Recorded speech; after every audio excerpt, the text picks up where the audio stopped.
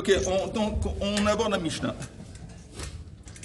Maaseh Reuven Nikra velo mitargem. Donc on va lire cette section dans la Torah, mais on ne va pas le traduire.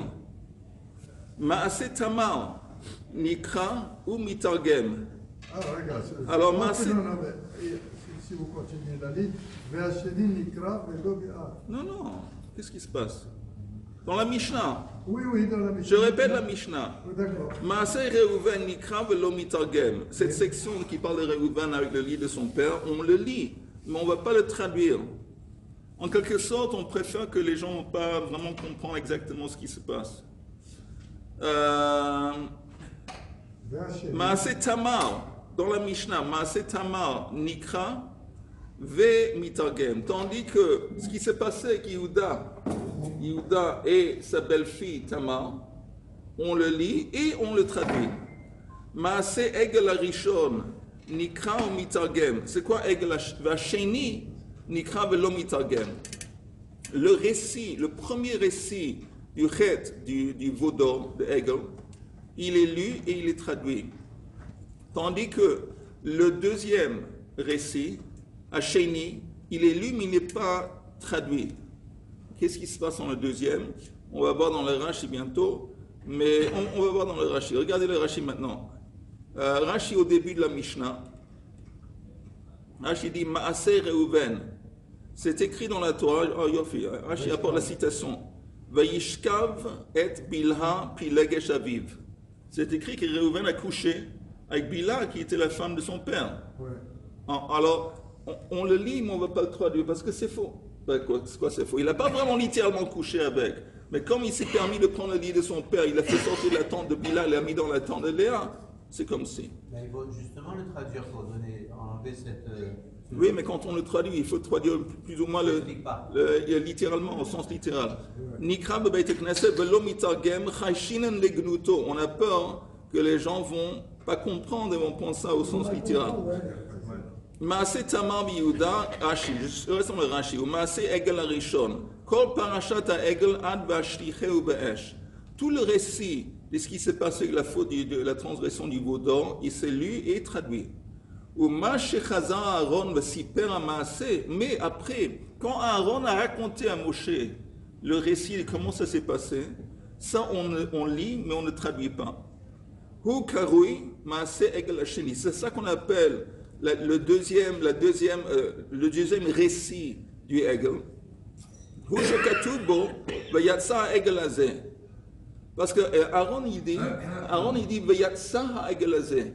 On a fait un feu, je ne sais pas, et subitement il est sorti un Egel.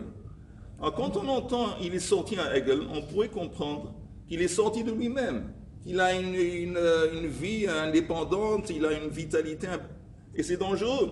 C'est qui le gosse qui a récupéré la médaille qu'il a. C'est le bébé qui a été mis. C'est quand les bébés, Paro, il a commencé à utiliser des bébés en train de briques pour construire des murs. Et Moshe dit c'est incroyable, qu'est-ce qui se passe? Et Akasou dit ne te mêle pas parce que toutes ces âmes, c'est des mauvaises âmes. Et il dit si tu insistes, parce que Moshe a insisté, alors il prend un bébé et il sauve un bébé. Il a sauvé un bébé, c'est devenu Micha, c'est devenu Micha. C'est lui pèse la Micha, putain, mais c'est lui qui a jeté dans le feu à Aleishor. Il y avait une inscription de Aleishor. Cette inscription, on l'a utilisée pour faire monter le tombeau de Yosef qui était dans le Nil. Comment c'est arrivé dans sa main? Je ne sais pas. Il m'a eu là.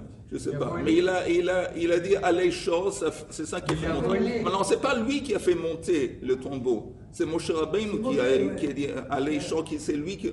Mais il l'a récupéré plus tard. Mais de toute façon, le deuxième récit du Egel Hazar, quand Aaron raconte, quand il raconte, il dit le Egel est sorti. C'est dangereux.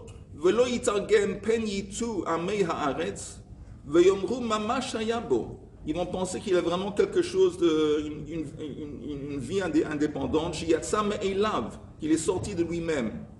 Avala mikra en mevinim. Mais quand on lit le texte, on se limite au texte en hébreu. Rashi dit en mevinim. La plupart des gens ne comprennent pas. Alors il n'y a pas de problème. Le Targum, encore une fois, le Targum à l'époque, la majorité des gens, et beaucoup de gens, ils ne comprenaient pas l'hébreu. C'est pour ça qu'il y avait un Targum. Ouais. Alors là, le deuxième récit des Hegel, on ne va pas traduire. On retourne à la Mishnah. Vasheni nikra velo mitargem. Birkat Kohanim, Maaseh David ve Amnon. Il y a un petit gimel ici en parenthèse. L'onikraïn velo mitargemin. On ne les lit pas, on ne les traduit pas. Ein maftirin bemerkava. Quand on lit une section du prophète à la fin, Haftara, on ne lit pas la section de la Merkava qu'a vu Yecheskel el Navi et Yecheskel ben Bouzi. Rabbi Yehuda matir, tandis que lui, Rabbi Yehuda, il permet. Rabbi Eliezer omer ein maftirin behoda et Yerushalayim. On va jamais citer cette section parce que c'est trop méprisant vis-à-vis du comportement d'Am Israël. C'est une remontrance du prophète, mais c'est vraiment, ça fait tellement moche vis-à-vis du comportement d'Am Israël, on ne va pas l'utiliser pour le maftir. Ça, c'est ce que dit la Mishnah. C'est quel prophète? Il me semble Yirmiyahu. Non, Yecheskel. Ok, Gemara. Tanu Rabbanan. Yesh nikrin ou mitargemin. Pourquoi il y a marqué une petite astérix? Pourquoi ils ne peuvent pas mettre le lo nikraim? Pourquoi il y a marqué nikraim de lo mitargemin? Ah, parce que c'est, tu sais, au fur et à mesure, pendant les générations, il y a, de temps en temps, il y a un mot qui a été oublié, un mot qui a été ajouté. Oh, la Gemara, elle n'ose pas enlever un mot, elle n'ose pas non plus mettre un mot. Parce que si les rédacteurs de la Mishnah ou la Gemara commencent, selon ce qu'ils comprennent, à ajouter ou à enlever, on risque de vraiment arriver. Alors, ils gardent, ils conservent le texte comme il est, mais comme ils savent en fin de compte qu'il y a une erreur, ils mettent en parenthèse. Pour la correction est en parenthèse. Alors la Gemara dit Tanu Rabbanan, yesh nikrin u mitargemin, veyesh nikrin velo mitargemin, veyesh lo nikrin velo mitargemin. Il y a des sections de la Torah qui sont récitées et traduites. Il y a des sections qui sont récitées et pas traduites. Il y a des sections qui sont ni récitées et ni traduites. Et lo nikrin u mitargemin. Quelles sont les sections qu'on lit et qu'on traduit? Il y a Rashi Tevot, c'est Balat, Akan, Nashpa. Chaque lettre, c'est le début d'une section. Siman. Maaseh Bereshit. Nikra ou Mitargem. Le récit de la création du monde est récité dans la Torah, dans la Beit Knesset, et aussi elle est traduite. Dans la Gemara répond en disant Pshit. Ben, pourquoi pas? C'est une évidence que ça va être lu. Ma'u de Teima, qu'est-ce que tu aurais pu penser? At le shayule, ma le mala, ma le mata. Ou ma, je tourne la page, ou ma l'ifnim, ou ma le achor. Les gens, quand on commence, on aborde le sujet très compliqué et profond de la création du monde, les gens risquent de commencer à demander des questions. Qu'est-ce qui précédait? Qu'est-ce qui venait après? Qu'est-ce qui est en haut? Qu'est-ce qui est en bas? Demander des questions en fin de compte qu'on n'est pas en position de répondre. Comme la fameuse question qui a créé un Kadosh Baruch Hu, des questions comme ça. Donc, comme c'est dangereux de demander des questions qu'on n'est pas du tout capable de répondre, on aurait pu penser qu'on ne va pas réciter dans la Beit Knesset le récit des 6 jours de création. Mais néanmoins, on le fait. Maintenant, j'ouvre une parenthèse. Tout de même, le Rashi, il parle de ça. Le premier Rashi dans la Torah. Pourquoi? Si en fin de compte, le récit de la création du monde et aussi l'histoire de Gan Eden, tout ça c'est des choses profondes et pas du tout évidentes. Il dit pas là, il dit... Laisse-moi finir. Alors pourquoi on le lit? Parce qu'il dit en fin de compte, la Torah s'appelle, Torah ça vient du mot Hora'a. Hora'a c'est instruction, c'est un enseignement. Ça vient nous enseigner comment vivre, comment se comporter à travers les mitzvot. Alors je dis pourquoi pas commencer, ici de Rabbi Yitzhak, pourquoi pas commencer de la première mitzvah dans la Torah, qu'il y a Chodesh Ezelachem, qui parle de Kiddush Chodesh.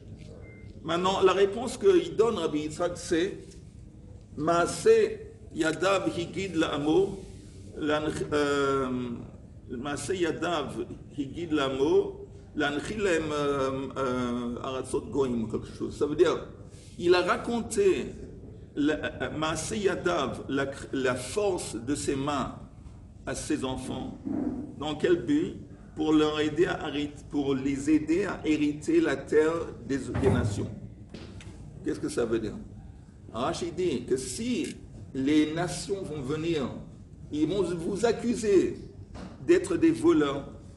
Vous êtes venus et vous avez volé la terre des 7 nations, Knani, Hiti, Prisé. Vous allez les répondre que le monde, comme on voit dans le récit de la création, a été créé par Akadosh Baruch Hu. Il a donné la terre à ceux qu'il voulait donner. Et maintenant, il a décidé de les enlever parce qu'ils sont devenus corrompus. Enlever la terre, les enlever, les donner à quelqu'un d'autre, les donner à d'autres. Ça, c'est la réponse qu'on est censé de donner. Et je dis toujours que c'est très dommage que nos dirigeants ne parlent pas comme ça. Parce que, par exemple, les Arabes, les premiers à être à l'écoute d'un tel argument, ça va être les Arabes. Les Arabes, comme en tant que croyants, le moment qu'ils entendent les Juifs parler de cette terre d'Israël, ça nous a été donné par Dieu, par Kadosh Baruch Hu, ils sont à l'écoute, ça leur fait quelque chose. Mais si on continue, mais si on continue à parler dans les termes de politique, real politique, et sécurité, et des traités, et des choses, les Arabes, ils s'en foutent, ça passe, ils sont à côté de cette chose. Mais, pas seulement ça, mais le Ramban, il ajoute que dans le récit de Bereshit, tous ces récits, qu'est-ce qu'on voit? On voit Hashkacha. On voit qu'Akadosh Baruch Hu, il récompense le bon et il punit le mauvais. Ok, on voit ça avec Adam et Chava, ils sont punis, ils ont été transgressés, ils ont été punis. Et à force d'être punis, ils ont été mis à la porte de Gan Eden. On voit Cain et Hevel, Cain a été puni. On voit le récit de la tour de Babel, on voit qu'ils ont été punis. Et on voit bien sûr le Maboul, on voit que le monde entier a été puni. Et ça, cette idée qu'Akadosh Baruch Hu gère le comportement des hommes, il gère l'histoire, il se mêle de l'histoire des hommes, ça aussi, ça c'est ça aussi, ça rentre dans le contexte. Si les Goïs vont nous dire, mais écoute, qu'est-ce qui se passe, ils sont en train de conquérir, rien à voir. Il y a Akadosh Baruch Hu qui gère le monde selon la moralité divine. Et c'est pour ça qu'il a décidé maintenant que les 7 nations, ils vont partir, ils vont être remplacés par les Juifs. Et pas seulement ça, il faut savoir et se rappeler que quand Avraham Avinu est arrivé dans la terre d'Israël, il y avait Ham, c'est les descendants de Ham, qui étaient en train de conquérir la terre. Ce n'étaient pas les indigènes, toutes ces 7 nations, ce n'étaient pas les nations indigènes vraiment. Eux-mêmes, ils ont conquis une nation des gens qui étaient là auparavant. Je pense que les nations qui étaient là auparavant, c'était justement les descendants de Shem. Donc en fin de compte, tous ces gens qui disent vous êtes en train de conquérir, de quoi tu te mêles? Les Américains, ils ont conquis l'Amérique des Indiens. Les Anglais, je ne sais pas, en France il y a les Visigoths ou je ne sais pas quels sauvages étaient là qui ont conquis la France. En Angleterre il y avait les Français, les Normands et tout ça qui ont conquis l'Angleterre. Tout ça c'est des conquêtes. Toutes les nations, ce n'est pas les indigènes. Qui est indigène? Vous êtes tous, il y a tous les nations qui sont bâties sur des conquêtes. C'est seulement quand on parle aux Juifs que tout à coup il faut être pur, plus pur que le blanc. Et Mapitan, vous êtes en train de conquérir. Sinon, on est en train de conquérir parce qu'Akadosh Baruch Hu, il gère notre histoire, il gère l'histoire du monde. Bref, tout ça, c'est une parenthèse. On retourne à la Gemara. Maaseh Lot v'shtei benotav nikra u'nitargem. L'histoire. Qu'est-ce qui s'est passé quand Lot, après Sdom Amora, qui a couché avec que ses filles ont couché avec lui? Parce que pourquoi les filles de Lot ont couché avec lui? Parce qu'ils étaient convaincus que le monde était fini et les seules personnes restées, les seuls survivants, c'est eux, ont propagé l'humanité. Ils ont décidé de faire ça. Maaseh Lot v'shtei benotav. Donc c'est récité et c'est traduit. Nikra u'metargem. La Gemara dit pshit, évident. Ma'od Taiman neichush lichbodo d'Abraham, que Mashmalan. On y peut penser, c'est dans l'honneur d'Abraham, c'est tout de même sa famille. Hein, c'est, comment il s'appelle? Lot, c'était le neveu, son neveu. Alors, dans l'honneur d'Abraham, c'est mieux de ne pas en parler. Inceste dans la famille, c'est mieux de ne pas en parler. Néanmoins, on en parle. Que Mashmalan. Oui. Non, en fait, c'est quoi du coup la raison pour laquelle on ne traduit pas? Non, on traduit. Non, je sais, mais c'est un épisode comme ça, on pourrait penser qu'il ne faut pas traduire. Pourquoi, pour l'instant, dans ce qu'on a vu, seul l'épisode de Réhouven, on ne traduit pas? On va voir. On est en train de la Gemara est en train de nommer, de dire quels morceaux sont récités et traduits, quels morceaux sont récités et pas traduits, et quels sont les morceaux qui sont ni récités ni traduits. On est en train de voir la liste. Ok. Maaseh Tamar Yehuda, Nikra ou Mitargem. Il a couché avec sa belle-fille, sans savoir que c'était sa belle-fille. En ça, on le lit et on le traduit. On va dire encore une fois, pchit, pourquoi pas? Oui, mais c'est comme les filles à l'autre. C'était convaincu que. Encore, oui, Mao de Taim, c'est encore moins grave. Mao de Taim, encore une fois, l'Eichouch l'Ichvodo de Yehuda, comme Hashmelan. On aurait pu penser, on va sauver l'honneur, on va protéger l'honneur de Yehuda, on ne va pas en parler. Ni vu ni connu. On dit non, on en parle. Pour roi David. Hein? Peut-être pour l'honneur de David Abel. Mais la Gemara dit Yehuda. Et je dis en parenthèse que c'est très intéressant. Pourquoi? Il n'y a aucun livre sacré dans le monde, aucun livre qui parle de l'histoire d'une nation qui parle tellement des fautes des héros de la nation. Oui, des protagonistes, des héros. La Torah n'est pas complexée. Elle parle. Et justement, on dit ici, en dépit du fait qu'on dit que ça reflète mal sur Yehuda, ça reflète mal sur Abraham. Non, on en parle. On en parle. Et dans les autres livres, les Havdil, des nations, les héros, les protagonistes, ils apparaissent tous comme des anges, sont tous parfaits, sont tous, je ne sais pas. Ici, non. Dans les scouts. Parce que la Torah, Bereshit, c'est le livre de notre vie, quoi. C'est oui. comment on doit conduire. Et le livre, le récit des hommes, et les hommes, même les hommes qui sont très élevés, c'est des hommes. Ça veut dire qu'ils ne sont pas parfaits.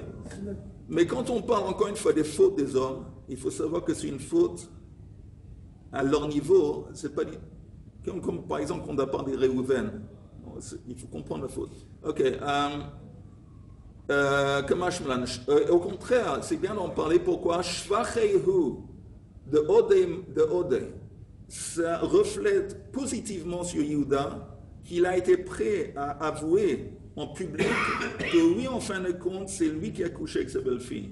Parce qu'au moment où on a raconté à Yehuda, tu sais que ta belle-fille est devenue enceinte, elle a été mise de côté, et il a dit, bon, la loi est qu'elle va être brûlée. Et elle n'a pas voulu dévoiler avec qui a couché avec elle, pour ne pas le mettre dans l'embarras. De là, les sages, ils apprennent que c'est mieux que quelqu'un va se laisser jeter dans le feu que de mettre dans l'embarras à quelqu'un d'autre. L'albin pnei chavero berabim. Et Yehuda, c'est un niveau. Qui est-ce que c'est ce niveau-là? Tout le monde cherche à se protéger et à dire la vérité si on le... Si tu veux être un bon juif, c'est comme ça qu'il faut faire. Non, mais il a quand même dit, celui qui a le bâton, celui qui a le bâton, celui avec le pied, c'est lui qui a... Et oui, ok, personne ne savait que c'était lui. Et Kerna, la fameuse phrase que Yehuda il a dit à... Hakerna. Mais lui, il a avoué en public, c'est pas évident. Ok, Maaseh Egel Arishon Nikra Mitargem. On a dit le premier récit du veau d'or, on le lit, on le traduit. Alors, on dit encore une fois, pshit. Non, Mao de Thème, qu'est-ce qu'on aurait pu penser? L'Eichouch l'Ichvodan shel Israël, comme Hashmelan. On aurait pu penser que comme ça reflète tellement mal sur Israël, on ne va pas en parler. Comme Hashmelan, que oui, on en parle. Kol sheken de nichelehu, de havielehu kapara. Au contraire, c'est bien d'en parler parce que le fait qu'Am Israël, en dépit du fait qu'ils ont fauté tellement, néanmoins ils ont été pardonnés, ils ont eu la capara. Alors ça, c'est la raison d'en parler. Même ce genre de transgression, c'est pardonné. Ils ont réussi à faire tchouva, qu'est-ce que les a pardonnés. Et pas seulement ça. Hein? Oui, la miséricorde d'Akadosh Baruch Hu. Et pas seulement ça, la capara, le fait que quelqu'un est mis dans l'embarras, et ça lui-même, ça crée la kapara. Le fait que quelque chose de déshonorable que quelqu'un a fait et les autres le sachent, et la honte qu'il subit, cette honte qu'il subit, c'est la kapara. Ça va effectuer la kapara. Donc quand on lit en public, même si c'est déshonorable vis-à-vis de Am Israël, le fait qu'on en parle, c'est aussi une espèce de kapara pour Am Israël. Klalot vebachot, dans la Torah, nikrin ou metargomin, ils sont lus, ils sont traduits. La Gemara, encore une fois, elle dit pshit, ça va bien évident, pourquoi pas. Mao de Teima, neichush delma, faiga da'atayu de tzibura. On a peur que faiga da'atayu de tzibura, Rashi dit, troisième ligne d'en haut, dans le Rashi, yachlosh da'atan, sheyishmeu, שיהיו נענשים, ויאמרו, טוב ליהנות מן העולם הזה, בכל רצוננו, הואיל בסופנו להענש. Quand ils lisent les klalotes dans la Torah, qu'Am Israël apparemment vont recevoir, ils disent, tu sais quoi, c'est foutu. Laisse tomber. C'est mieux qu'on va aller s'amuser, on va aller au restaurant, on va aller au club méditerranéen, on va aller s'amuser. Parce que de toute façon, on va être puni. Et c'est une mauvaise réflexion, elle est fausse, parce que les klalotes sont là en tant que menace, sont là en tant qu'avertissement. Ce n'est pas une évidence que ça va se passer.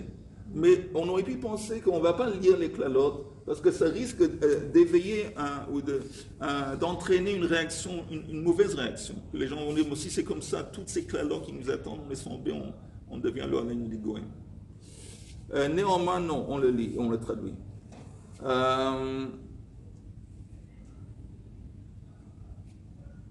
Que mashmala. Azarot ve'onashin. Maintenant, les avertissements, c'est-à-dire les interdits et les punitions, nikrin ou metagomin, on les lit et on les traduit. Encore une fois, la Gemara dit pshit, c'est évident, pourquoi pas. Mao de teima, neichush tel ma'at le miyavan mi'ir'a.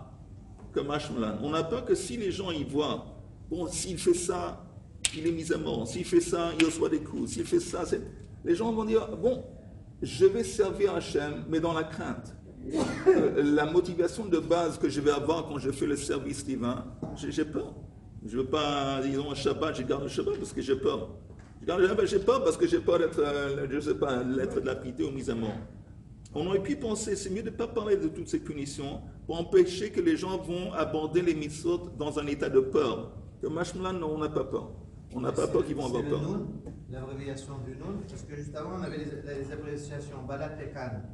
Ah non, il n'y a pas d'abréviation jusqu'ici. Il n'y a pas d'abréviation jusqu'ici. Si? Non, Kouf Mem Lamed. Avant, on a vu des abréviations. Oui, je sais, après. Il n'y a pas. Kamashmia, le Kouf Mem Lamed, Kamashmia, Tashmea, Kamashmia là. C'est pas ça que je demande. Qu'est-ce que tu demandes? Je demande le nom de Hakan. Ah oui, le nom d'Hakan, c'est fait partie d'une abréviation. Merci. Tous ces mots, c'était des votes. Parce que le Bet, c'est Bereshit. Le Lamed, c'est l'autre. Après le Taf, je sais pas comment. Le Haïn, c'est Egel. Oui. Le Kouf, c'est Klalot. Et le Noun. On va voir. On va voir. Non, j'essaie de suivre. Aujourd'hui, je dors pas. Oh, c'est dangereux. Quand tu dors pas, je suis encore plus tendu que quand tu dors. Maaseh Alman le tabar. Nikra. Nikra ou Metargem. Alors, vous connaissez l'histoire. Ils ont bougé ensemble. Oh. Maaseh Amnon le Tamar, c'était deux enfants de David. Ils avaient le même père. Ils venaient de mères différentes. Donc, ils étaient moitié frères et sœurs.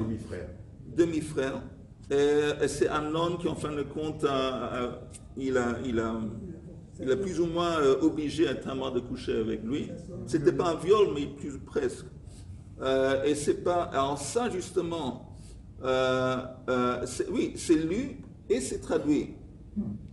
Et Maaseh Avshalom, le fils de David, qui s'est rebellé contre David et a essayé de prendre le pouvoir de son père, ça aussi, c'est lu et c'est traduit. La Gemara dit Pshita, bien, pourquoi pas.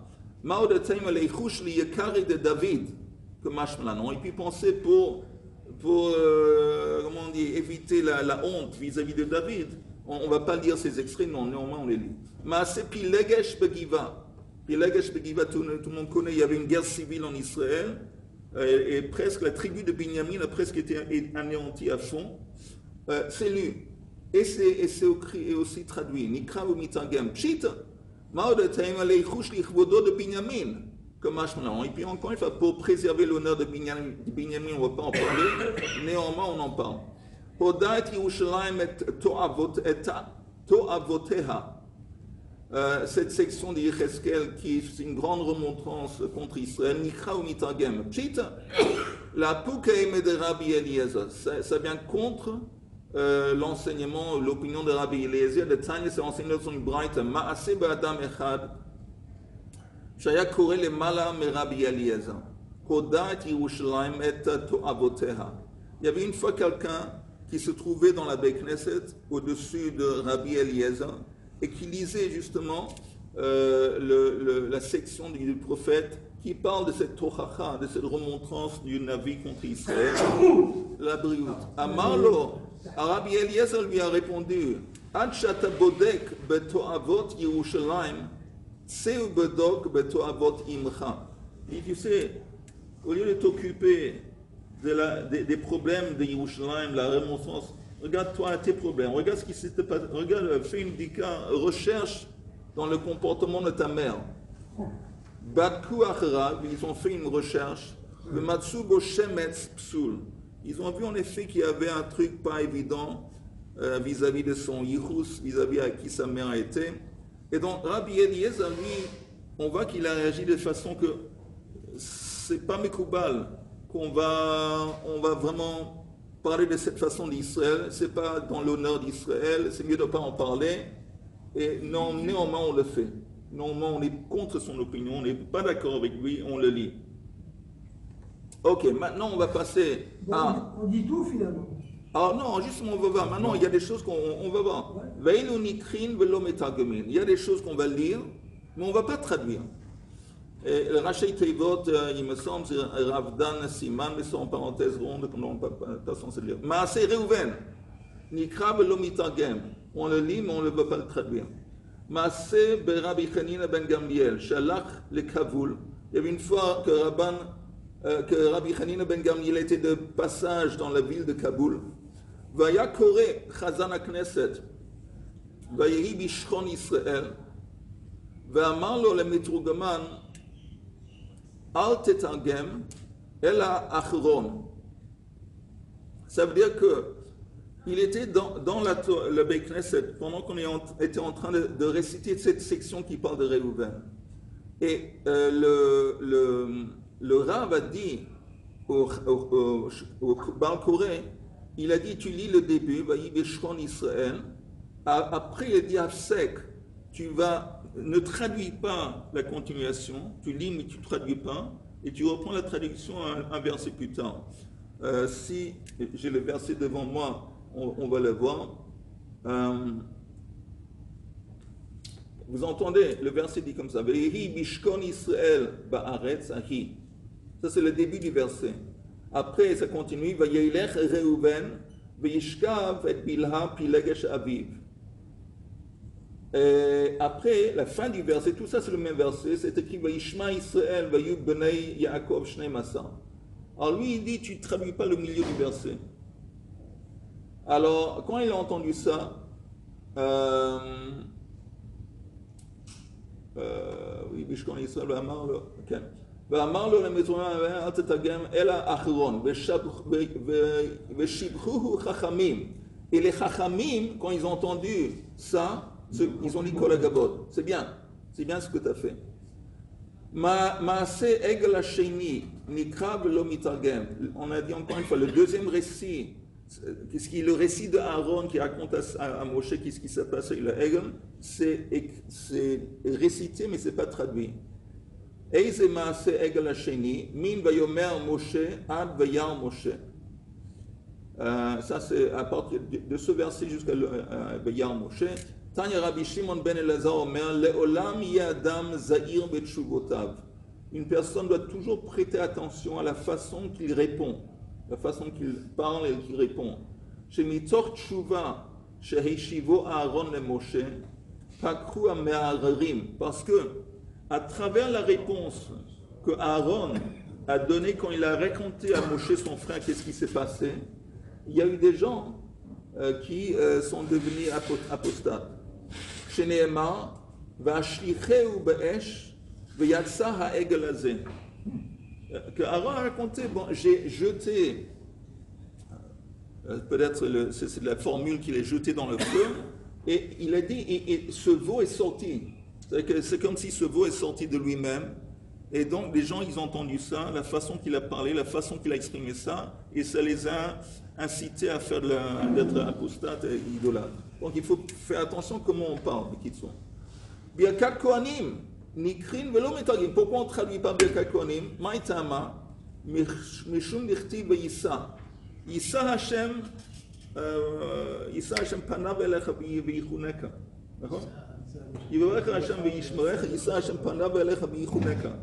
Alors le mot Yissa, ça vient du mot Nesiat Panim. Nesiat Panim, c'est quoi Nesiat Panim en hébreu? C'est, comment on traduit Nesiat Panim? Favoritisme. Nosé Panim. Nosé Panim, ça veut dire que je te favorise. Comme dans ce mot Yissa Hashem Panav Elecha V'yichuneka.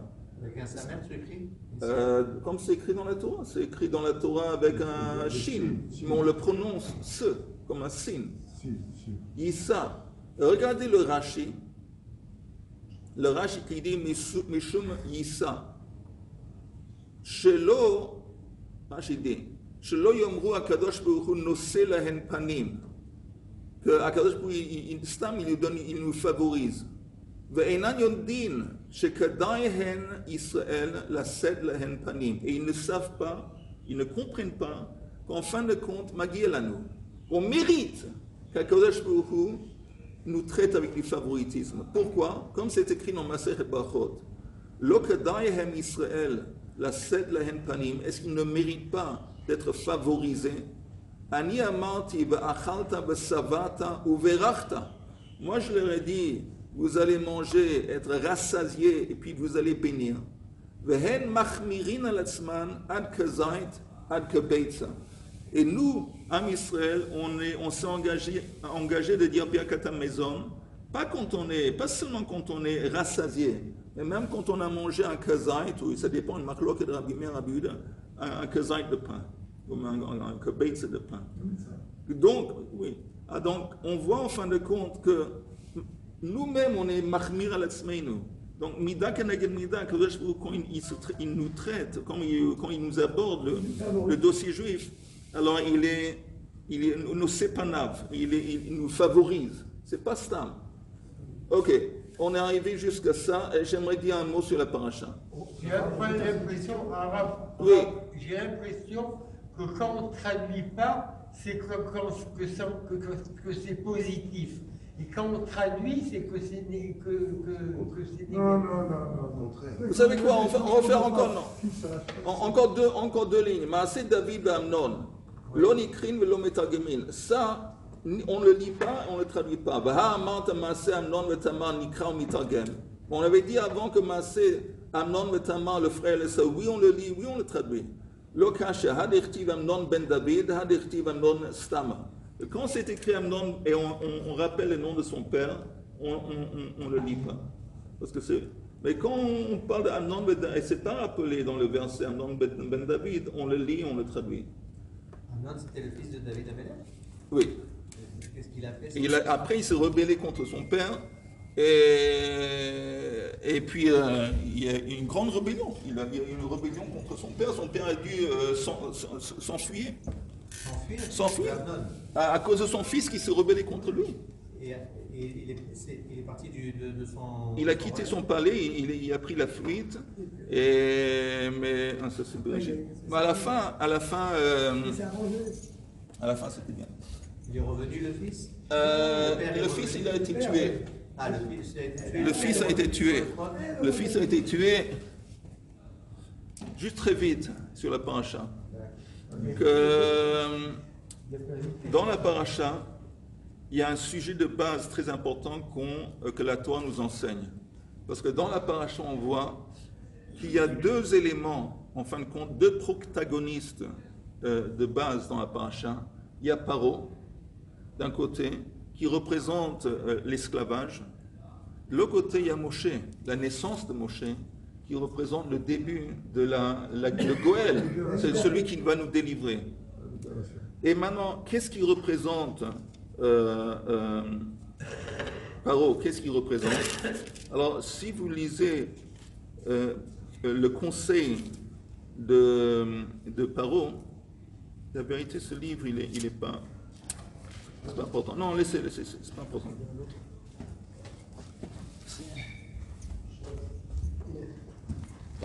Ouais.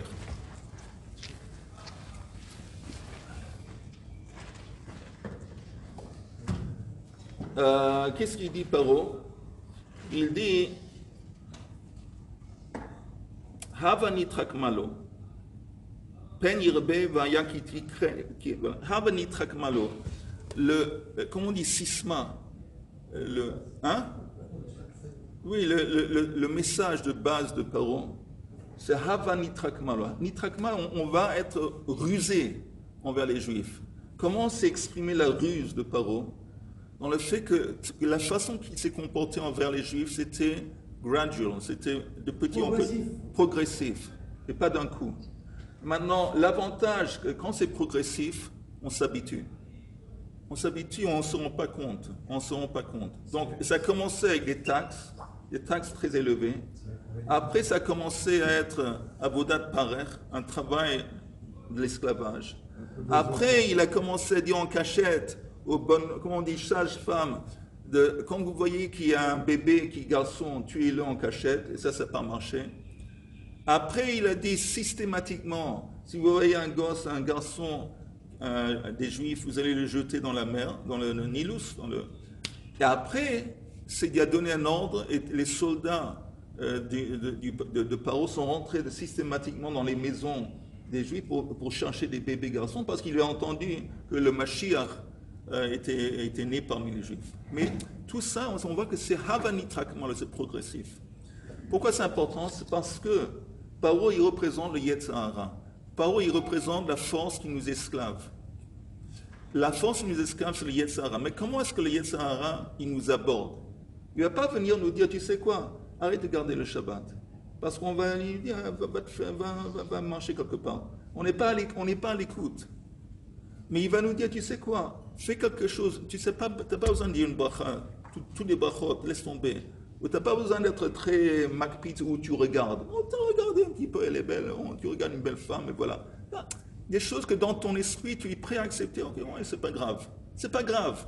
Alors, comme il sait le Yetzer Hara, que tu vas réagir de cette façon, que dire c'est pas grave, vas-y, c'est pas grave. En fin de compte, tu vas commencer slip sliding away, tu vas commencer à dégénérer. Et tu vas te retrouver un beau jour, en train de l'échelle le Shabbat, et tu vas plus être croyant. Ça, c'est le Yetzer Hara. Et c'était très intéressant que Moshe Rabbeinu nous ait dit du four. Qu'est-ce qu'on voit dans la paracha sur Moshe Rabbeinu? On voit un mot qu'on dit en hébreu, irpatiut. Irpatiut, c'est quelqu'un qui prend à cœur. D'abord, on voit que Moshe Rabbeinu, quand il a été élevé dans le palais, il a été dans le palais égyptien, et c'est écrit que Vayi bayamim ahem veigdal Moshe veyeitse el eichav. Pendant cette période de temps, il s'est senti proche de ses frères. Vayar besivlotam, il a vu leur souffrance. Alors ça veut dire quoi? Vayar ish mitzri make ish ivri meichav. Alors ça veut dire que il s'est senti proche de eux. Il a vu la souffrance.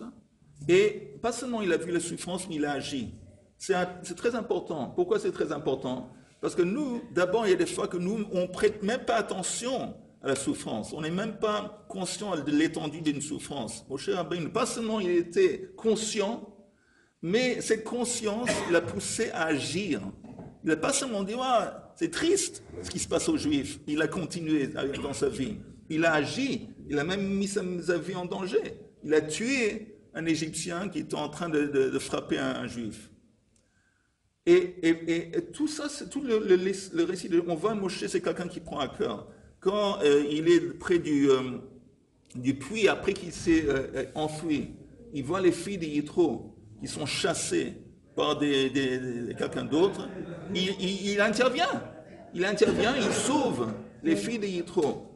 Et à la fin, quand il rencontre, comment est-ce qu'il rencontre Kadosh Baruch Hu? Alors, c'est écrit qu'il est allé dans le désert. Ok? Moshe aya ro'et son Yitro, dans une minute je finis. Et c'est écrit, il s'écrit comme ça, Veyera malach Adonai elav belabat esh mitoch hasne. Vayar vehine asne boer ba'esh vasne inenu ukal. Vayomer Moshe asurana. Ve'eret amare agadol azeh madua lo yivar asne. Qu'est-ce que Moshe a dit? Il dit, c'est bizarre, ce buisson qui est en train de brûler et qui n'est pas consommé. Qu'est-ce qu'il dit? Asura. C'est quoi asurana? Je vais prendre un détour. Pour vérifier. Ça veut dire qu'au lieu de continuer dans sa route, dans son chemin, il dit, c'est bizarre ce truc. Et il a pris un détour. Et la preuve que c'est important dans les yeux d'Hachem, parce que le prochain verset c'est écrit, Vayar Hachem qui sort l'irot. Akadosh Baruch Hu a vu qu'il a pris un détour pour regarder.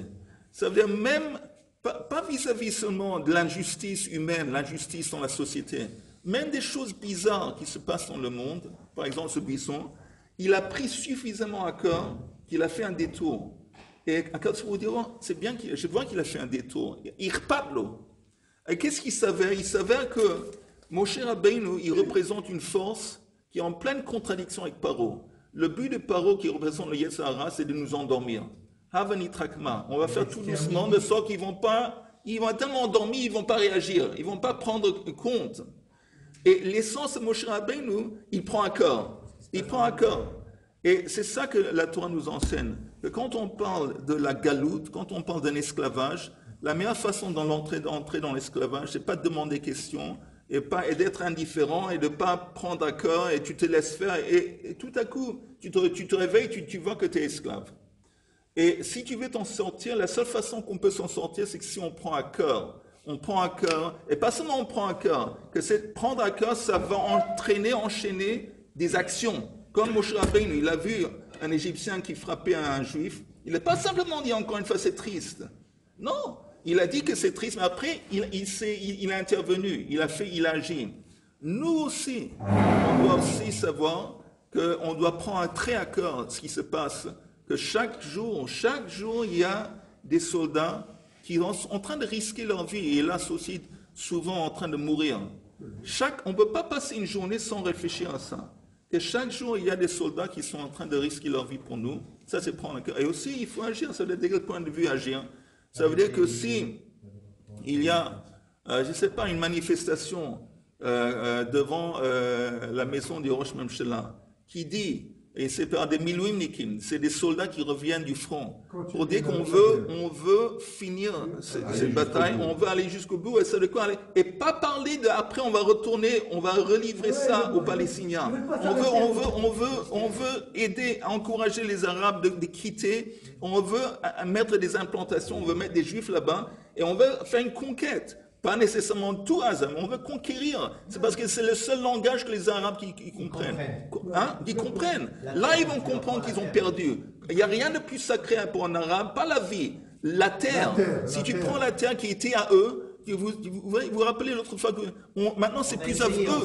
Oui, à chaque fois on fait la conquête d'Aza, on l'a fait dans les années 50, on a retourné la terre aux Arabes. On a fait la conquête d'Aza dans les années 67, après on les redonné la terre. Maintenant encore une fois, il faut pas penser à ça, qu'on va redonner ça et succomber à la pression à des Américains. Mais il faut aussi une manifestation, il faut participer. C'est pas suffisant de parler moi avec vous ensemble et parler d'entre. Il faut être actif. Il faut chacun à sa façon. Il faut être actif. Il faut comprendre qu'il y a un. Et voilà.